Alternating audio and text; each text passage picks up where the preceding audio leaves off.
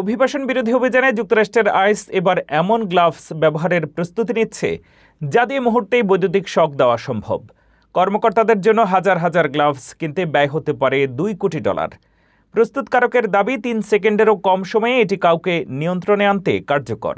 তবে এই গ্লাভস কিভাবে কাজ করবে, কোথায় ব্যবহার হতে পারে এবং মানবাধিকার সংগঠনগুলোর উদ্বেগ ঠিক কতটা, বিস্তারিত জানুন প্রতিবেদনে।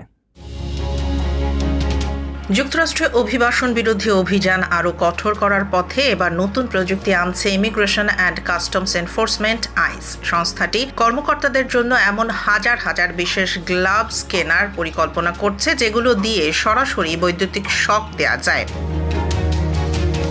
যুক্তরাষ্ট্রের হোমল্যান্ড সিকিউরিটি বিভাগের প্রকাশিত নোটিশ অনুযায়ী এই গ্লাভস কিনতে আইস সর্বোচ্চ $2 কোটি ব্যয় করতে পারে। আগামী মার্চের মধ্যে কেনাকাটা সম্পন্ন করার পরিকল্পনা রয়েছে। গ্লোভ নামে পরিচিত এই ডিভাইস তৈরি করেছে কেন্টাকির একটি প্রতিষ্ঠান। সাধারণ পেট্রোল গ্লাভসের মতো দেখতে হলেও এতে রয়েছে বৈদ্যুতিক শক দেওয়ার ব্যবস্থা। কর্মকর্তারা সুইচ চাপলে গ্লাভসের মাধ্যমে শরীরে বৈদ্যুতিক উদ্দীপনা বা ব্যথা সৃষ্টি করা যায়।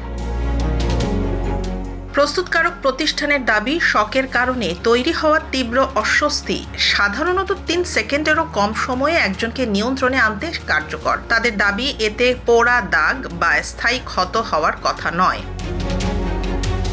তবে এই পরিকল্পনা নিয়ে তীব্র উদ্বেগ জানিয়েছে মানবাধিকার সংগঠনগুলো। আমেরিকান সিভিল লিবার্টিজ ইউনিয়নের অভিযোগ, অভিবাসন অভিযানে আইস কর্মকর্তাদের অতিরিক্ত বল প্রয়োগ নিয়ে আগে থেকেই প্রশ্ন রয়েছে। এখন একটি বোতাম চাপলেই বৈদ্যুতিক শক দেওয়ার সুযোগ তৈরি হলে অপব্যবহারের ঝুঁকি আরও বাড়তে পারে। প্রস্তুতকারক অবশ্য সতর্ক করেছে, শাস্তি হিসেবে শুধু মৌখিক অবাধ্যতার ক্ষেত্রে কিংবা শিশু, গর্ভবতী নারী, বয়স্ক ও প্রতিবন্ধী ব্যক্তিদের ওপর এই ডিভাইস ব্যবহার করা উচিত নয়।